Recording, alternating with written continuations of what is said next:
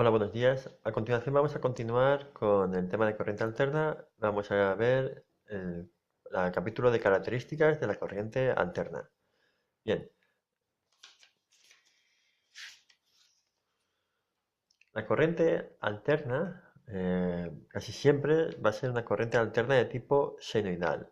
¿Qué significa corriente alterna? Bueno, corriente alterna se define como el tipo de corriente donde los electrones o la intensidad circula en un sentido alternativamente y luego en el otro. Es decir, que dentro de un conductor los electrones van y vuelven, van y vuelven. Al contrario de en corriente continua que siempre van en la misma dirección. Bien. La mayoría de las corrientes alternas, por no decir prácticamente la totalidad, tienen carácter senoidal. ¿Qué significa de carácter senoidal? Y mejor dicho, ¿por qué motivo tiene la forma senoidal la corriente alterna? Bueno, senoidal es una forma de onda que lo que hace es, aproximadamente la dibujamos como una especie de onda que se va repitiendo en el tiempo, y esto se produce por el siguiente motivo. La mayoría de los generadores están constituidos por una espira o un grupo de espiras o bobinas que están vertidas dentro o están introducidas dentro de unos electroimanes que producen campo magnético, y estas bobinas van girando a lo largo del tiempo.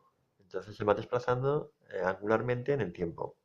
Esto lo que produce es que el flujo que atraviesa dichas bobinas, ¿vale? Que se calcula como el flujo, la intensidad de campo magnético por la superficie de la bobina, por el seno del ángulo que forma el campo magnético con la bobina. Bueno, pues conforme esta bobina vaya girando, entonces, ¿qué va a pasar? Que este ángulo irá variando, y eso lo que va a producir es que la variación de flujo siga pues una función senoidal como la que tenemos aquí en la figura. A su vez, si el flujo que atraviesa la bobina es senoidal, por el principio de inducción se puede calcular la fuerza electromotriz que se produce en dicho generador o dicha bobina, como por la ley de Faraday, la variación de flujo con respecto del tiempo, y eso a su vez produce, pues, bueno, fuerza electromotriz y voltaje es prácticamente lo mismo, eso a su vez produce unos voltajes y unas corrientes que tienen una forma senoidal. Bien, simplemente es para que sepáis de dónde viene la forma o la función senoidal. Eh, la función senoidal tiene pues, una serie de características.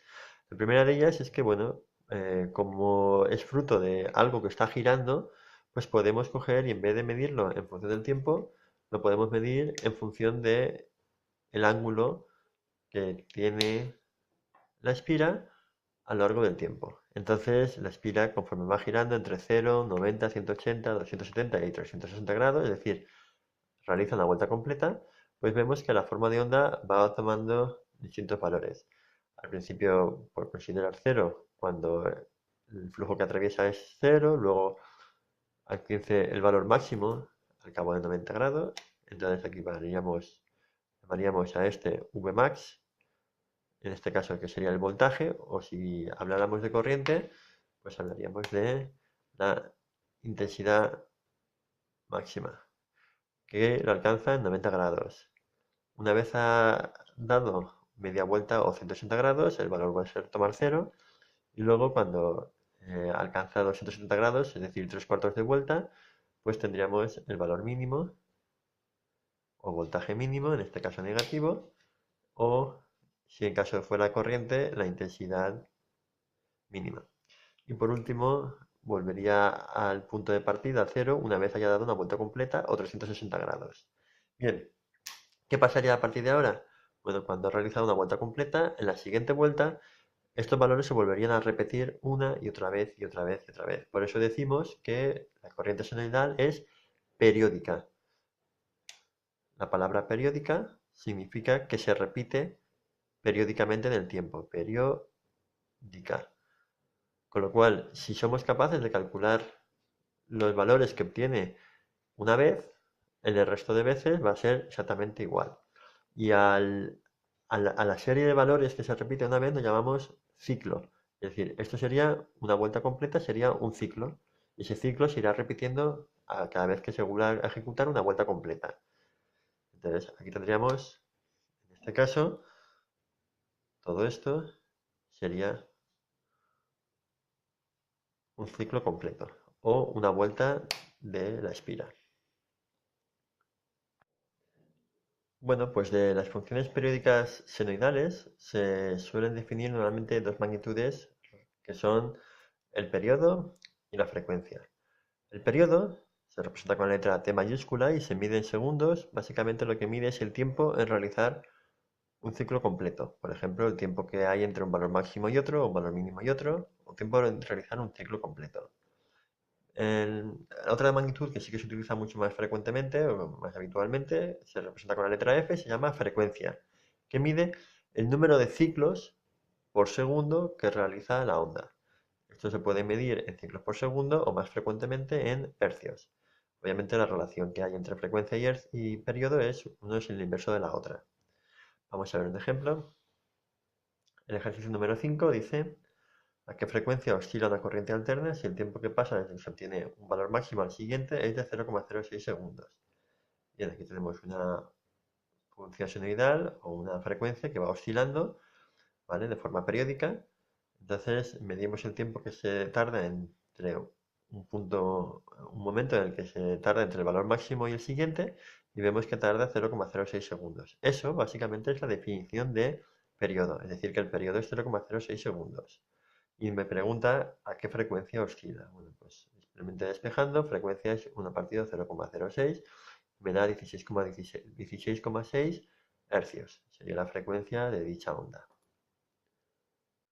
Por último, en cuanto a los valores que coge la onda, hay que decir que, bueno, pues que al ser una onda que va cambiando en el tiempo entre un valor positivo y un valor negativo que pasa por cero, bueno, pues ¿cómo describimos de forma matemática o de forma precisa cuál es el valor de dicha onda? Es decir, ¿qué intensidad está pasando por un circuito? Si este valor alcanza un valor muy alto, pues bueno, pues diremos que tiene una intensidad máxima de 10 amperios, de 15, de 20, pero claro, a mí lo que me interesa realmente no es el valor máximo, porque el valor máximo solo se alcanza en un instante, igual que el valor mínimo se alcanza en un instante, en otros momentos pues alcanza valores intermedios o incluso valores nulos de cero, en 0 grados, 180 o 360.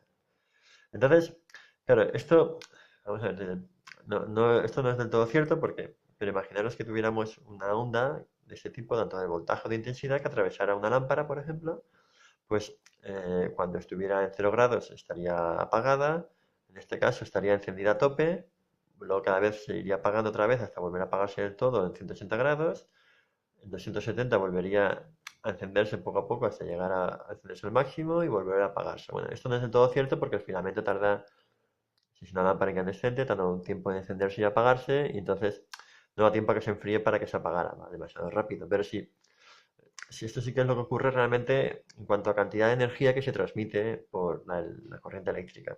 Es decir, estamos en un caso de lo que no transmitimos corriente, la cantidad de potencia transmitida es cero, vamos cada vez incrementando la potencia que se transmite hasta llegar a un valor máximo, eso vuelve a poner cero, y luego, pues como en corriente alterna, bueno, en caso de la mayoría de los receptores, da igual el sentido de la corriente, es decir, da igual que vayan hacia adelante o hacia atrás, en este caso también vuelve a producir potencia o cantidad de energía transmitida hasta alcanzar un valor máximo otra vez, igual al anterior y otra vez cero. Es decir, se van alternando unos valores máximos y ceros de potencia transmitida o de energía transmitida a lo largo del tiempo. Entonces, bueno, ¿qué es lo que se suele utilizar? Bueno, lo que se utiliza universalmente es en vez de definir la corriente alterna por su valor máximo, ya sea voltaje o intensidad, se utiliza un valor que llamamos eficaz, tanto de voltaje eficaz o de intensidad eficaz.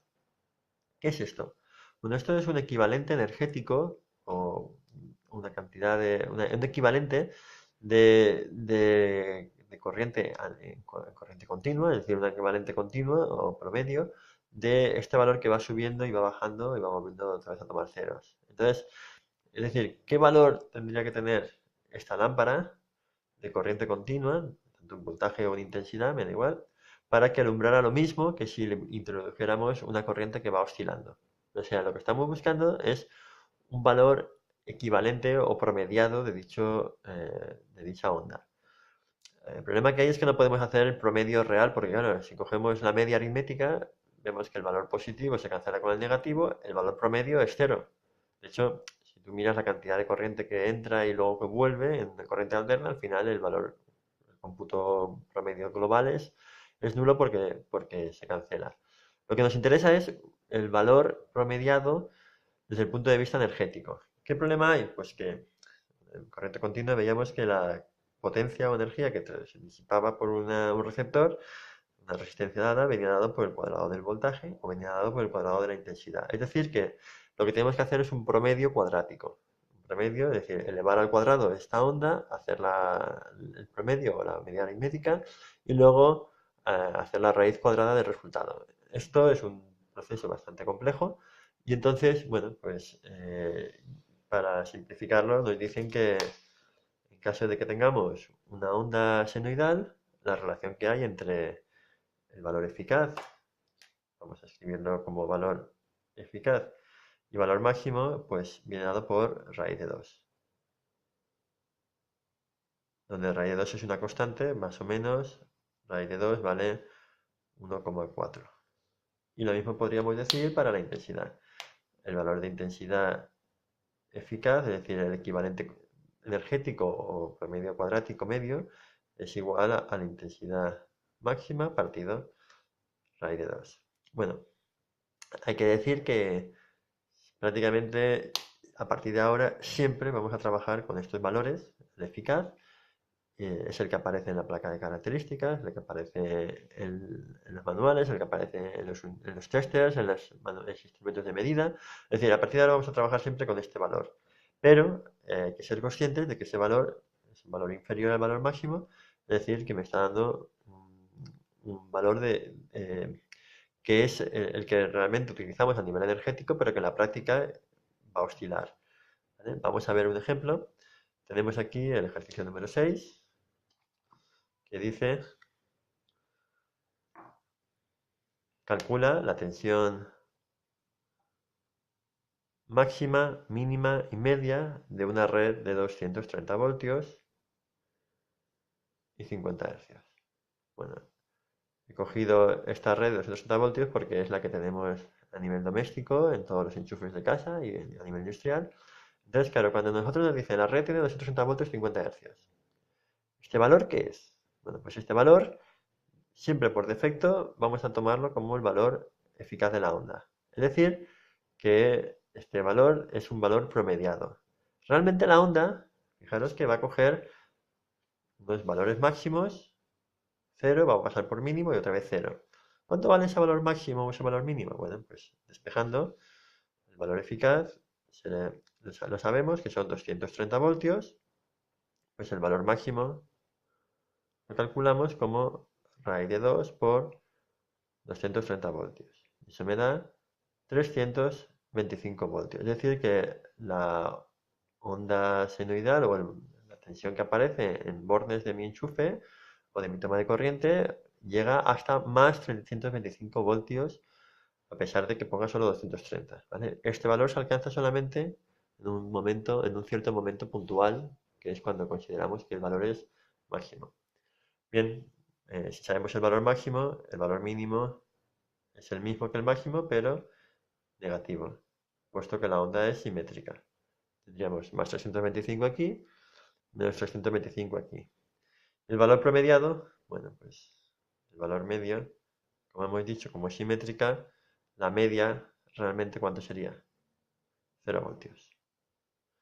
¿Vale? En este caso sería la respuesta que me está dando a este ejercicio.